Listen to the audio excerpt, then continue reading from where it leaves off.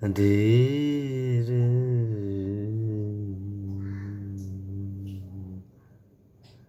না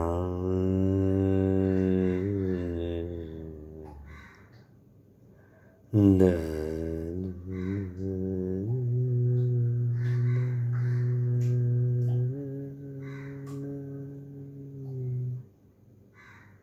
না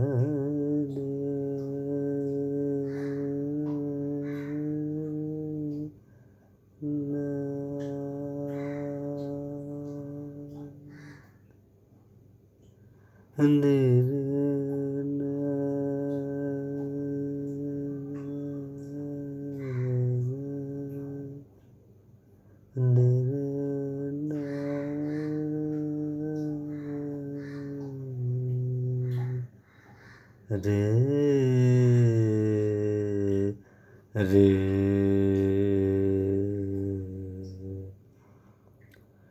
রে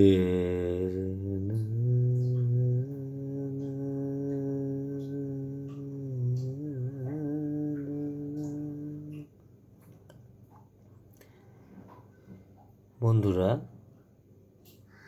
ভোকাল যেটা আমার মনে হয়েছে যে শাস্ত্রীয় সঙ্গীতের বা মার্গ সঙ্গীতের ভোকালটাকে যদি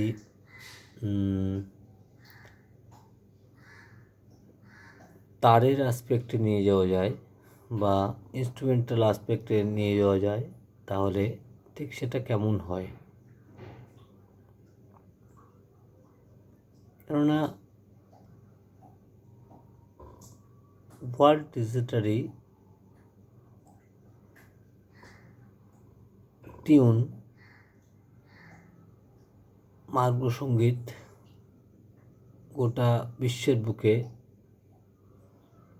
এটাই গবেষণামূলক মিউজিক্যাল হিস্ট্রি যে vocal is the highest form of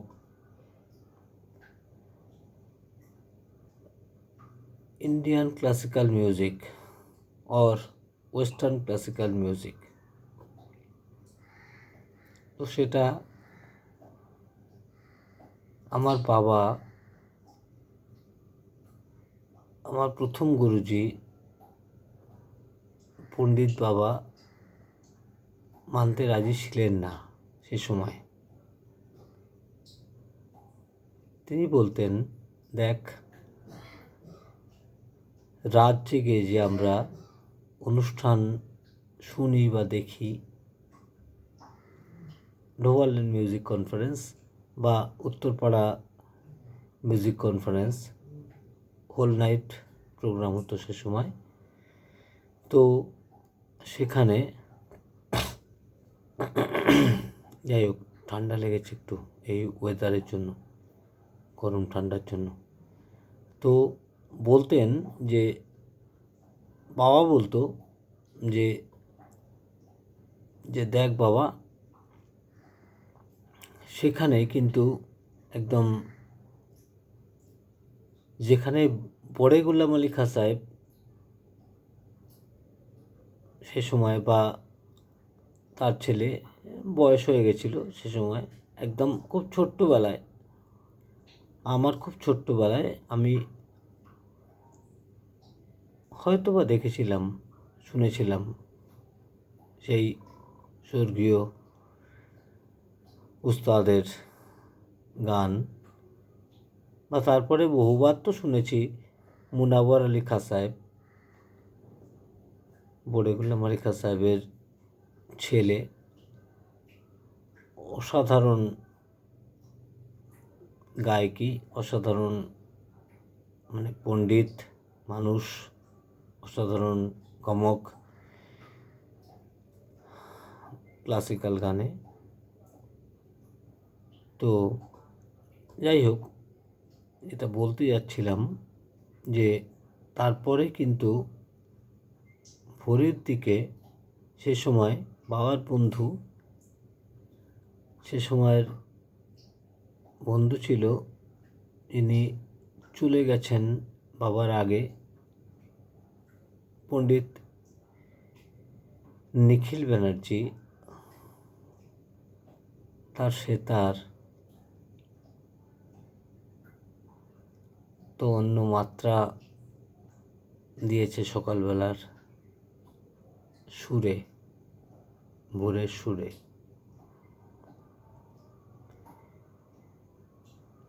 প্রায় ভোর হওয়ার আগে থেকেই উনি শুরু করেছিলেন কোনো একটা রাগ বা রাগিনী, রাগিনী নয়, রাগ। তো এখন আর মনে পড়ে না, এখন তো প্রায় বৃদ্ধ হয়ে গেছি, মনে পড়ে না আর। সেই সময় ছোটোবেলায় শুনেছিলাম নিখিল বন্দ্যোপাধ্যায় সেই ওয়ার্ল্ড লেজেন্ডারি সেতার স্ট্রিং। যাই হোক, তারপরে যখন আলো ফুটছে আস্তে আস্তে করে, রাতের অন্ধকার কেটে যাচ্ছে, শীতকালেই হতো এই প্রোগ্রামগুলো। শীতকাল ছাড়া গরমকালে তো গাওয়া বা বাজানো ওনাদের পক্ষে সম্ভব হতো না, কারোর পক্ষেই হয় না, কোনো শিল্পীর পক্ষেই হয় না। তো সেখানে ওই শীতকালের দিকে প্রোগ্রামগুলো হতো, এই নভেম্বর, ডিসেম্বর, জানুয়ারি, ফেব্রুয়ারি, এই সময়টাতে আমাদের এখানে কলকাতার বুকে বা মফস্বলের বুকে। তো এটা একটা ইতিহাস। আজকে হঠাৎ মনে পড়ে গেল, তাই তোমাদের সঙ্গে, বন্ধুরা, আপনাদের সাথে বা তোদের সাথে, যাই কিছু হোক, যেখানে যে সম্বোধনটা হোক না কেন, আমি শেয়ার করছি আমার সেই ছোট্টবেলার স্মৃতিচারণ কিছু, যাকে বলা হয় আর কি। যাই হোক, সেই নিখিল কাকু বলতাম বাবার বন্ধুকে, সে সময় ওয়ার্ল্ড লেজেন্ডারি সেতার প্লেয়ার। তিনি কোনো একটা রাগ দিয়ে শুরু করলেন, আর ওনাদের মানে রাগিনী বা শাস্ত্রীয় সঙ্গীতের তো এই ছোটোখাটো এই বাংলা গান বা হিন্দি গান বা মালয়ালাম, উড়িয়া, তামিল, তেলেগু, এরকম গান 3-4 মিনিট বা 6 মিনিটের জন্য তো নয়। এই আমাদের যে শাস্ত্রীয়, আমাদের নয়, এটা আমি তো সামান্যই একজন শ্রোতা বা মানে ছাত্র আর কি, এই রাগ সঙ্গীতের, যাই হোক না কেন। তো এটা তো একটা রাগ শুরু করলে ওনারা মানে বিভোর হয়ে যেতেন, যে একদম সেই, আর সেতারের অঙ্গে তো কোনো কথাই হবে না, সেই আলাপ জোড় ঝালা সেই অঙ্গে। তারপরে হয়তো একতাল বন্দিশ, যদি একতাল বন্দিশ হয়, বা যদি ঝাঁপতাল হয়, বা যদি রূপক হয়, বা যদি ত্রিতাল হয়, তাহলে এই করতে করতে মানে মোটামুটি 1.5 থেকে 2 ঘন্টা একটা রাগের মানে স্বরূপ ওনারা দেখাবেন, দেখিয়ে ওনারা প্রোগ্রাম শেষ করবেন। তা না হলে কোনো কথা হবে না, এর আগে কোনো কথা হবে না। 2-4 মিনিট, 10 মিনিট, 15 মিনিট, 20 মিনিটে কোনো গল্প ছিল না সেখানে। সেই আমাদের ছোটোবেলার ক্রিকেট খেলার মতো আর কি, বা ছোটোবেলায় সেই ক্রিকেটের ওই 20-20 কোনো সিন নেই সেখানে। যা হবে সব টেস্ট ম্যাচ হবে, 4 দিন ধরে হবে, সে আমি দেখেছি ইডেনের মাঠে, দ্যাট যাই হোক, সেটা separate chapter totally. I am deviating from the original context. তো ডেভিয়েট করব না, সেই প্রসঙ্গেই ফিরে আসবো আবারও। তো সেই নিখিল কাকু, নিখিল বন্দ্যোপাধ্যায় সেই আমলে সেতারের দেখাচ্ছেন, আলাপ দেখাচ্ছেন, আহা क्या बात क्या बात, জোর দেখাচ্ছেন, আহা क्या बात क्या बात, ঝালা দেখাচ্ছেন, क्या बात क्या बात। শেষ হলো, এটা শেষ হতেই লেগে গেল প্রায় 40 থেকে 45 বা 50 মিনিট। তারপরে সামান্য কিছু বলে, কথা বেশি বলতেন না এনারা, সুরে নিমগ্ন থাকতেন তো কথা বেশি বলতেন না। তো এটা করে তারপরে আবার ওই রাগের ওপরই ছোট্ট করে একতাল বন্দিশ বা ঝাপতাল বন্দিশ বা রূপক তাল বন্দিশ বা ত্রিতাল বন্দিশ দেখিয়ে যখন শেষ করলেন, তখন প্রায় 1.5 থেকে 2.25 ঘন্টা হয়ে গেছে। দর্শক শ্রোতারা কিন্তু তখন কোনো কথা না বলে, মানে যেটাকে বলা হয় ইংরেজিতে পিন ড্রপ সাইলেন্স, সেইভাবেই সমস্ত দর্শক শ্রোতারা ওটা শুনতেন, সুন্দর করে শুনতেন।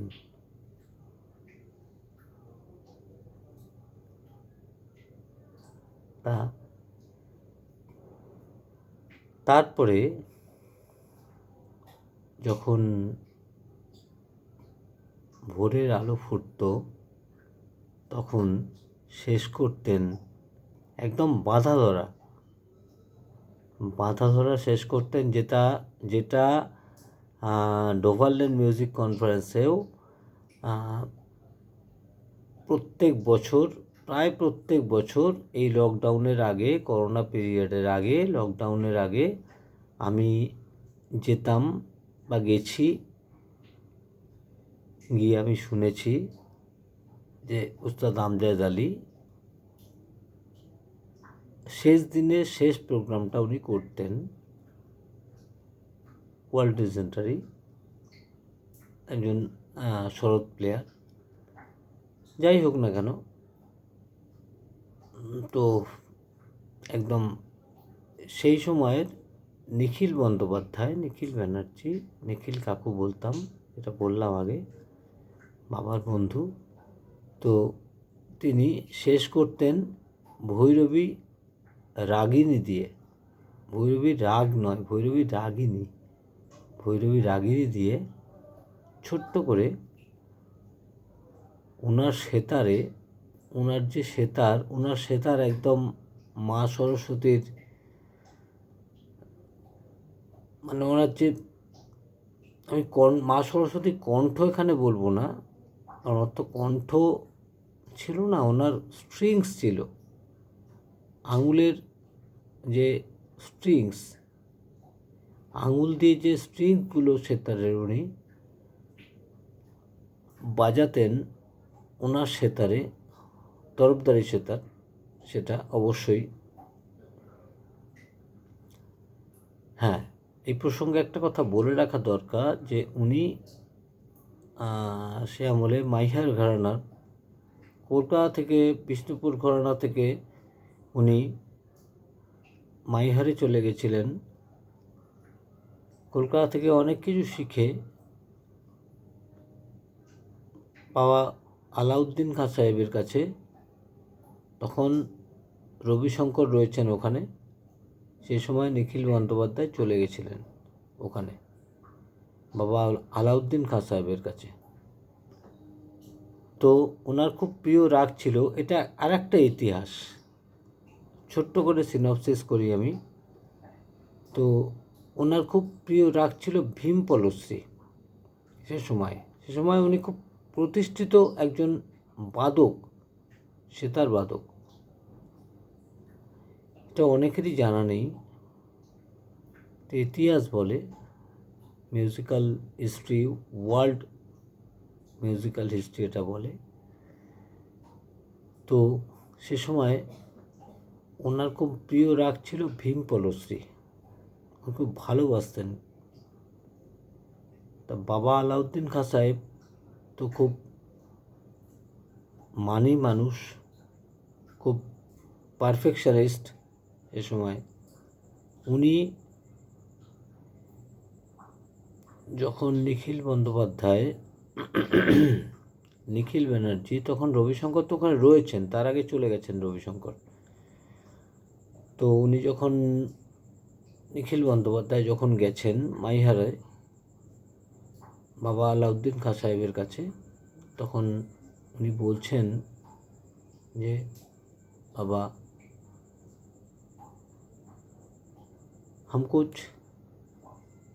ये शास्त्रीय मार्ग संगीत के बारे में हम कुछ सीखना चाहते हैं।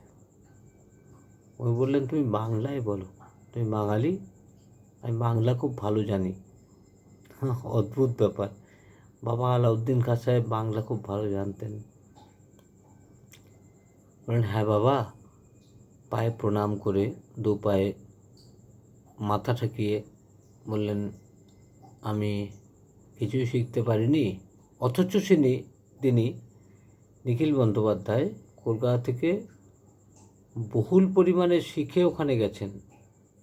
তবু উনি বলছেন ওখানে গিয়ে আলাউদ্দিন খাঁ সাহেবের কাছে, উস্তাদ না কেন বললাম, বাবার কাছে। তো বলছে আমি কিছুই শিখে উঠতে পারিনি, একটু যদি শেখান আমাকে কিছু। তো শেখার মধ্যে কি ছিল? শেখার মধ্যে ছিল গায়কি। গায়কি মানে উনি তো গান শিখবেন না, তো গায়কিটা কাকে বলে? বাজনায় গায়কি, এটা বুঝতে হবে, ভীষণ হৃদয় দিয়ে মস্তিষ্ক দিয়ে বুঝতে হবে যে গায়কি কাকে বলে, বাজনায় গায়কি কাকে বলে। তারে সেতারে স্ট্রিংয়ে গায়কি কাকে বলে। যাই হোক, উনি তো পরীক্ষা নিলেন, উনি খুব খামখেয়ালি মানুষ ছিলেন। পরীক্ষা নিলেন নিখিল বন্দ্যোপাধ্যায়ের। পাহাড়ি একটা অঞ্চল, প্রত্যেকটা স্টুডেন্টকে প্রত্যেকটা পাহাড়ের কোলে কোলে বসিয়ে দিতেন আর বলতেন যে তোরা বাজা, যাতে কেউ কারোরটা না শুনে। এরকমই একটা মানে পরিবেশ ছিল আর কি সে সময় মাইহারে। হয়তো আমি ঠিক বোঝাতে পারছি না এখানে, সে এখনকার মতন ওই অনেকগুলো দুর্গাপূজা পাড়ায় পাড়ায় হচ্ছে, পাড়ায় পাড়ায় নয়, বা একদম মোড়ে মোড়ে হচ্ছে, বা কালী পুজো আসছে আগামী দিন, এই দুদিন বাদেই, আজকে ধনতেরাস। তো বিভিন্ন মাইক বাজবে বিভিন্ন জায়গায়, একটা গান আর একটা গানের সাথে ওভারল্যাপ হয়ে যাবে।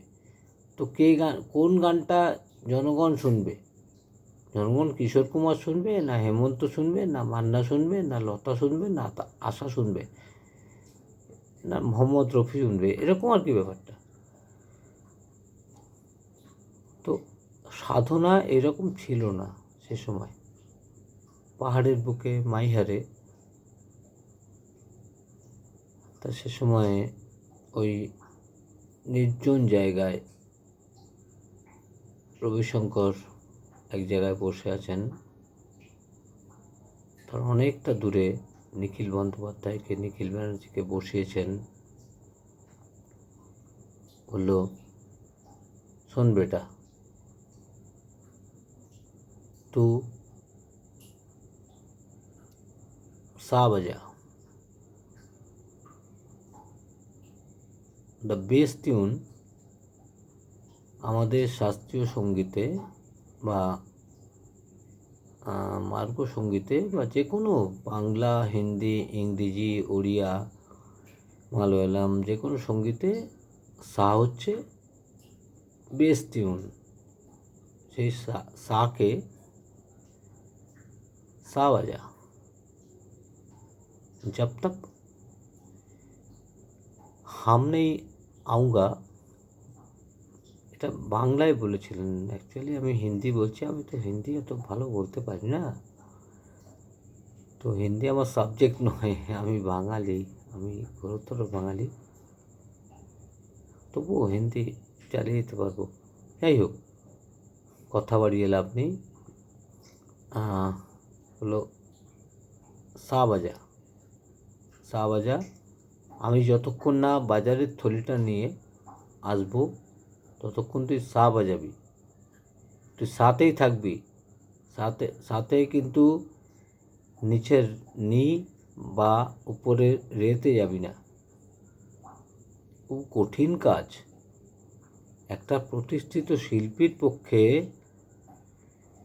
নিখিল বন্দ্যোপাধ্যায়ের মতো একটা প্রতিষ্ঠিত শিল্পীর পক্ষে, সেতারিস্টের পক্ষে তখন ওটা ছিল খুব কঠিন কাজ। নিখিল বন্দ্যোপাধ্যায় মনে মনে ভাবলেন যে কি কঠিন পরীক্ষা আমার, তবু পরীক্ষায় তো পাস করতেই হবে। মাইহার ঘরানা, ওয়ার্ল্ডের the highest gharana in instrumental aspect। উনি সাজ বাজাচ্ছিলেন।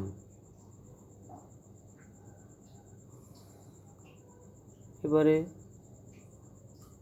বাবা আলাউদ্দিন তো মনের আনন্দে ওই বাজারের ব্যাগ হাতে নিয়ে যাচ্ছেন। বাজারে গেলেন, বাজারে গিয়ে মাছ, মাংস, সবজি, চাল, ডাল, তেল, নুন যা আনার আনলেন। অনেকটা সময় লাগলো, সময় তো লাগবেই। তখন উনি ভাবলেন যে উনি মানে নিখিল বন্দ্যোপাধ্যায় ভাবলেন যে বাবা তো, গুরুজি তো বাজারে গেছে, শুনতে পাবে না, আমি আস্তে করে বাজাই। আগেই বলেছিলাম যে ওনার খুব প্রিয় রাগ ছিল ভীম পলশ্রী। উনি আস্তে করে সা ছেড়ে ভীম পলশ্রীর একটা আলাপ উনি বাজাচ্ছেন। একদম চোখ বন্ধ করে উনি বাজাচ্ছিলেন।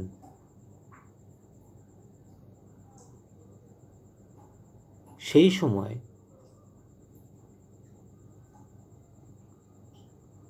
বাবা, গুরুজি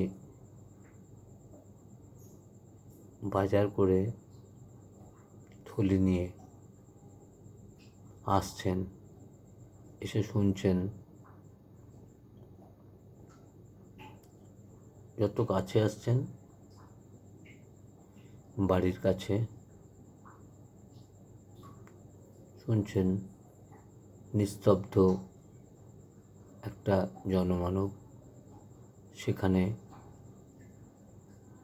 একটা অপূর্ব স্বর্গীয় আবেদন ভীমপলশ্রীর সুর ভেসে আসছে হালকা করে। আহা হা হা করেছিলেন নিজের মনে মনে। বাজারের ব্যাগটা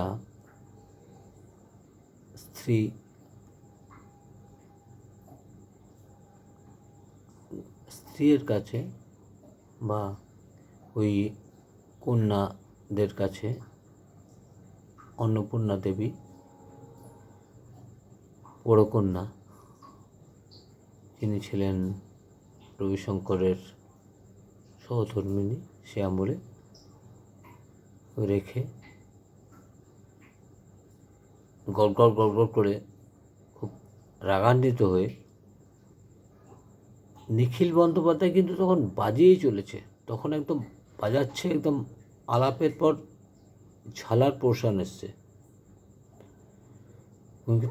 উনি কিন্তু দিক বিদিক শূন্য হয়ে উনি ওখানে বাজিয়েই চলেছেন রাগ ভীমপলশ্রী। সামনে এসে দাঁড়ালেন বাবা আলাউদ্দিন। তো নিখিল বন্দ্যোপাধ্যায় সেটা জানে না, তার চোখ বন্ধ বাজাচ্ছেন। বেশ খানিকক্ষণ আলাপ জোর ছালা বাজানোর পর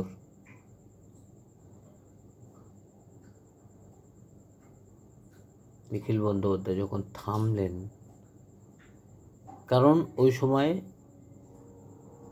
তবলা প্লেয়ার কেউ ওখানে ছিল না, তবলা প্লেয়ার থাকতো না। তবলা বা তালবাদ্যটা বড় ব্যাপার নয় শাস্ত্রীয় সঙ্গীতে সুরটাই বড় ব্যাপার। সুরের কি আঙ্গিক, সুরের কি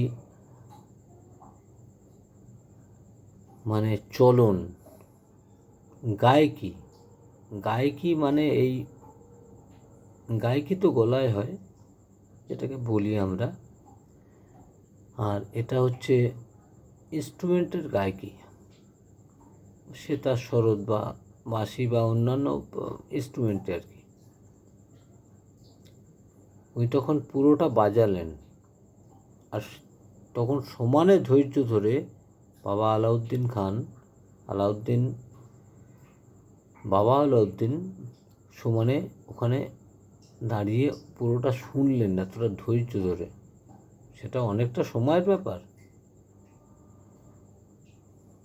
তো যাই হোক, তারপরে নিখিল বন্দ্যোপাধ্যায় চোখ খুললেন, দেখলেন সামনে গুরুজি সেই প্রায় অলমোস্ট নটরাজের মূর্তি নিয়ে।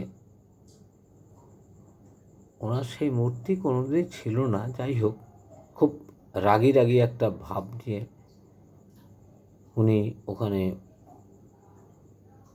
সামনে দণ্ডায়মান দাঁড়িয়ে।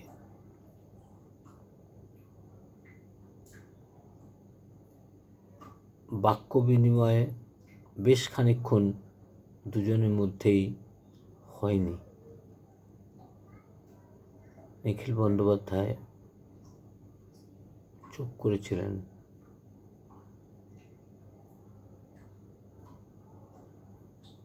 বাবা আলাউদ্দিন উনিও চুপ করেছিলেন, কারণ সেই ভীমপলশ্রী রাগের যে আলাপজোর ঝালা, সেটার রেশ ওই মাইহার ঘরানায় পাহাড়ের বুকে তখনও সে রেশটা যায়নি, সেটাই প্রতিফলিত হচ্ছিল। তারপরে বেশ খানিকক্ষণ বাদে বাবা আলাউদ্দিন বললেন যে তোমাকে আমি তো বাজার যাওয়ার আগে বলে গেছিলাম যে তুমি সা থেকে হিলবে না, তুমি সাটা ভালো করে শেখো। তুমি সাটা ছেড়ে এই ভীমপলশ্রী রাগের দিকে কেন গেলে? এতক্ষণ আমি ছিলাম না বলে তুমি ফাঁকি দিলে, তুমি আমাকে শাস্ত্রীয় সঙ্গীতে তুমি আমাকে ফাঁকি দিলে। এভাবে শেখা যায় না, এইভাবে শেখা যায় না। তখন নিখিল বন্দ্যোপাধ্যায় হাত জোর করে ওনার পায়ে ধরে বলেছিলেন, গুরুজি আমার ভুল হয়ে গেছে।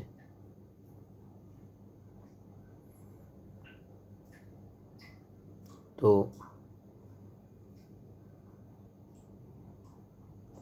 তখন বাবা নিখিল বন্দ্যোপাধ্যায়কে বলেছিল যে না, তোমার ভুল হয়েছে ঠিকই, কিন্তু আমি আজকে যা শুনলাম এই স্বর্গীয় বাজনা, স্বর্গীয় সুর, আমি আজ পর্যন্ত রাগ ভীমপলশ্রীর ওপরে কারুর কাছে শুনিনি। তুমি যে বাজালে আজকে, এটা একদম মা সরস্বতীর কৃপা না থাকলে এটা বাজানো সম্ভব নয়। তখন নিখিল ব্যানার্জি বলেছিল, এটা আমি সামান্য চেষ্টা করেছি কলকাতার ঘরানায়, বিষ্ণুপুর ঘরানায়, বা কলকাতায় আমার যারা গুরু ছিলেন সেখানে কিরানা ঘরানা, সেখানে চেষ্টা করেছি। সেগুলো সবই ভোকাল ঘরানা। আমি এই ইনস্ট্রুমেন্টাল ঘরানার জন্য শেখার জন্য আপনার কাছে এসেছি, এই মাইহারে, কলকাতা থেকে এত দূরে মাইহারে এসেছি আমি। প্রণা, তুমি ধন্য নিখিল, তুমি ধন্য। ঠিক আছে, তুমি আগামীকাল থেকে তোমার যা মনে চাইবে, তোমার যে রাগ রাগিনী তুমি শিখে এসছো কলকাতায় বিভিন্ন ঘরানায়, সেগুলো তুমি আমাকে শোনাবে। আমি শুনবো, আমি মুগ্ধ, তোমার বাজনায় আমি মুগ্ধ।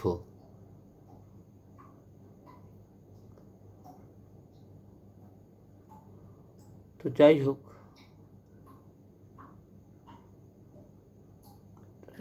সিনপসিস করলাম। এরপরে আরও অনেক ইতিহাস আছে, আরও অনেক বলতে গেলে অনেক সময় লেগে যাবে, তো সেটা এই মুহূর্তে আমি বলছি না। পরে কোনো দিন কোনো এপিসোডে আমি বলবো এটা। আর এটা আমার জানা আছে, কারণ এটা আমার বাবার কাছ থেকে আমার জানা আছে, কারণ বাবার খুব জিগরি দোস্ত ছিল পণ্ডিত নিখিল বন্দ্যোপাধ্যায়। নিখিল কাকু বলতাম আমি, আগেই বলেছি। তো যার জন্য এগুলো, এই কিছু কিছু এপিসোড আমার বাবার কাছ থেকে সেই ছোটোবেলায় শোনা, সেই মরহুম বাবা, যিনি আমাকে হাতে ধরে এই প্রথম সাটা শিখিয়েছেন। সা কাকে বলে,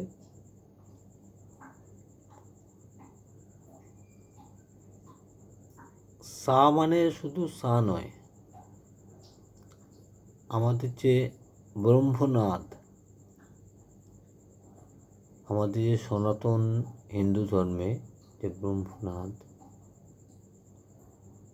ওম, ওম, ওমটা হচ্ছে ওম থেকে এসছে সা। সেই সায়ের সা মানে শুধু সা নয়, বেস টিউন ইজ সা, কিন্তু এটা হচ্ছে তিনটে স্বর নিয়ে এই সা। ওম, ওমের মধ্যে কি তিনটে স্বর আছে? ও, উ, ম। সাকে যদি আমি এইভাবে সা বলি, সা, সা, সা, সা, ভুল নেই কিন্তু এখানে কোনো। সা, সা, সা, সা, এখানেও কোনো ভুল নেই, সাকে তো সাই বলছি আমি। সা, সা, সা, সা। নোটেশন, নোট ঠিকঠাক আছে, নোট দিয়ে তো গায়কি হয় না, তাই না? কিন্তু এটা নয়, এটা নিয়ম নয়। তা সা কীভাবে বলতে হবে? সা,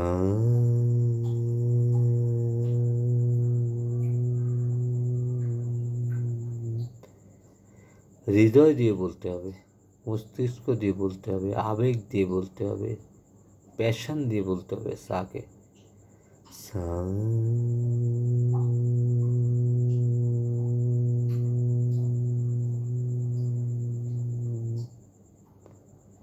এর মধ্যে কি আছে? ও, উ, ম, খুব গূঢ় অর্থ। ও, উ, ম, ওম,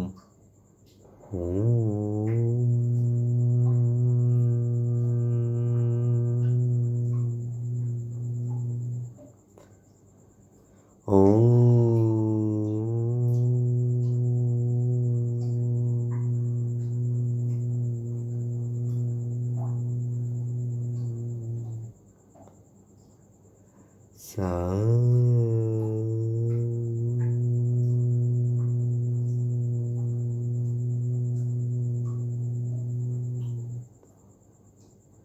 সা,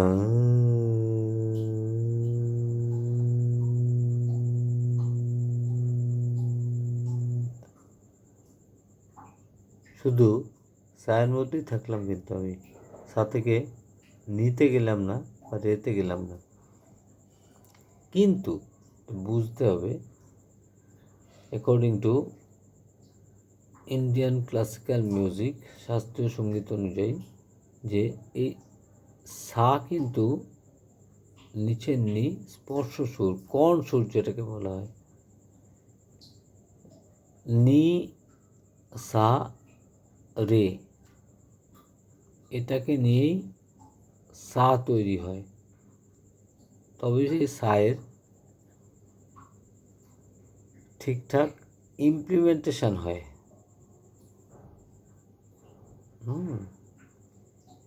সেই মেডিটেটিভ টিউন যেটাকে বলা হয়, সেটা তৈরি হয়। সেটাকে বুঝতে দেওয়া যাবে না যে নি, সা আর রে দিয়ে তৈরি হচ্ছে। বুঝতে দেওয়া গেলে ব্যাপারটা এরকম হবে, সা, নি, রে, সা, এটা নয়, সা,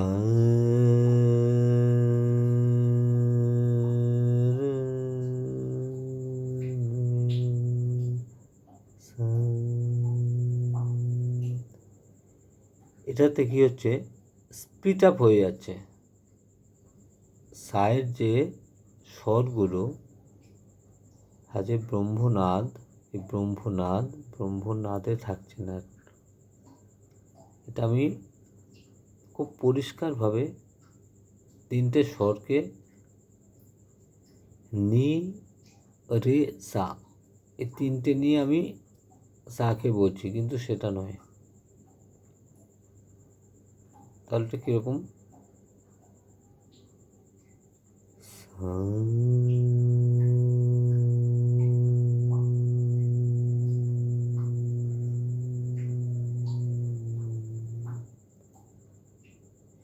এখানে আছে, এখানে কিন্তু নিও আছে আর রেও আছে, কিন্তু অদ্ভুতভাবে এমন একটা জায়গায় আছে যে স্পর্শ সুর যেটাকে বলা হয়, স্পর্শ সুর বা কর্ণ সুর।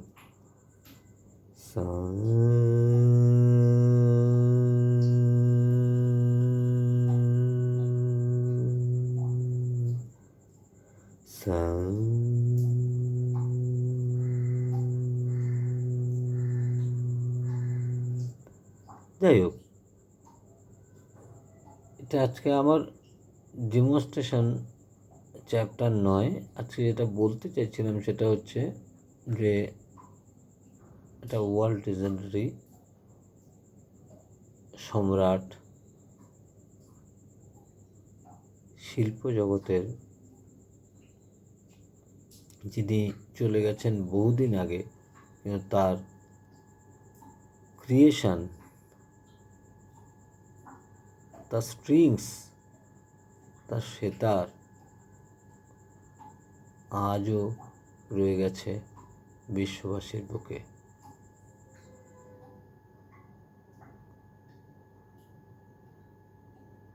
বাবার বন্ধু ছিলেন সে সময় পণ্ডিত নিখিল বন্দ্যোপাধ্যায়।